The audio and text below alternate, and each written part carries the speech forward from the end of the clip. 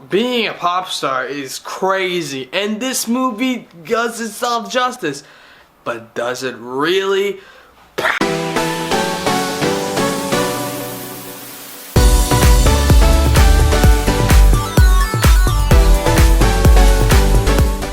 So what up my cheese army, how y'all doing? You know by the intro that I'm doing pop star never stops stopping, and this movie is one of two things. So let me get to the basic plot. So the basic plot of this movie, The Lonely Island, or you know as Andy Samberg, Connor for real, is starting his own solo career after leaving his band, his childhood band.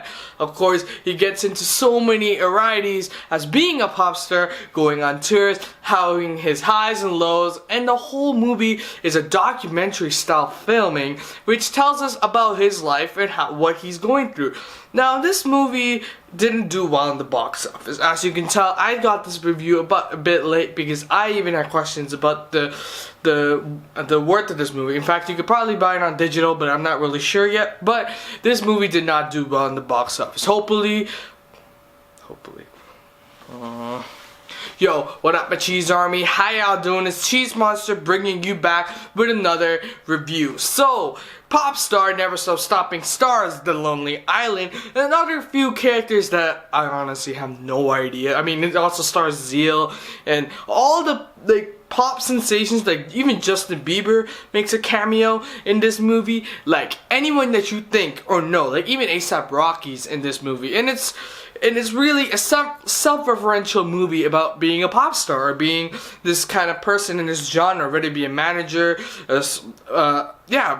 a manager, a person who is the pop star, a DJ, a songwriter, anything. And this movie goes around you know about the trailers, Connor for real. He's this star, this big up-and-coming star who's literally making it out as a solo career after leaving the band Style Boys, and everyone really likes this band. So when he left, he made singles, he made a popular album, everyone anticipated this album, and soon everything goes to shit after he realizes that his album isn't as good. And you learn in the movie why, and you really learn this movie is self-referential. I love this movie for that exact reason. This movie had so much pop referential ideas, and like it's such a satire in how pop is viewed today.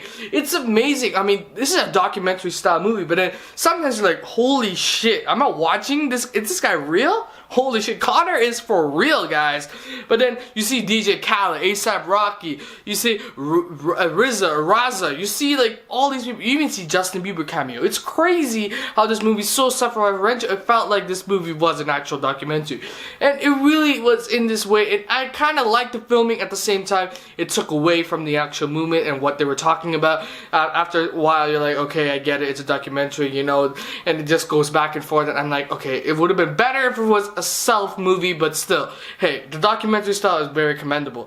First of all, let's go with the acting. Andy Samberg is my favorite actor, or favorite comedic actor, because he can do his shit funny and for real. I mean, this guy is hilarious. It's not just Andy Samberg, the whole Lonely Island, and if you haven't heard of Lonely Island, what is wrong with you? They have made great music like I'm on a Boat, or Jack Sparrow, or Jizz in My Pants, or Dick in a Box. They made so many great songs that are shit, and the soundtrack is amazing. Holy shit, I was like on the internet like, holy shit, what was that song? It was so great how they commended the soundtrack and the acting, and it felt like this guy was a pop star. You knew for a fact this guy wasn't, but it was crazy how they referenced him, and he's so narcissistic and such an egotistic person that you believe this character.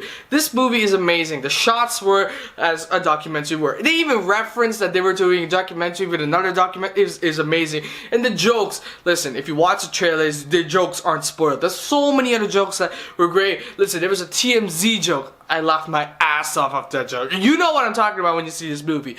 But anyway, guys, this short review, or kind of a short review, saying that this movie is great. I mean, this movie shouldn't have been running like constantly. I would run this movie because this movie's great. This movie has everything that you like. Commentary on how satire, and it's the satire in the pop industry. Like sometimes I was like, holy shit, that's amazing how they actually made fun of that. Oh my god, I love this.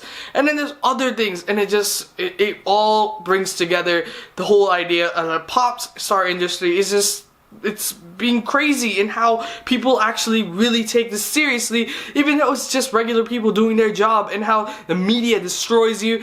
Every single thing that you think a pop star movie or documentary style movie will cover, exactly that. And it's great. I love it. It's great. And sometimes the jokes don't land and sometimes they do, but that's in every comedy. I think that this movie does it perfectly, and this movie definitely deserves a 4 out of 5. That's a solid movie. It's not the funniest movie ever. It's not funny. It's not that funny. But when you get the satire, it does become funny. Sometimes I don't get the jokes. Sometimes I'm like, I don't know this person, so I'm not laughing because it's not funny.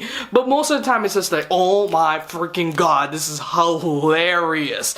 And so 4 out of 5. A solid movie. So anyway, have you seen Popstar, or have any hatred toward any pop star? Leave that in the comments below. Like this video. Until next time, just subscribe to the Cheese Monster. Out!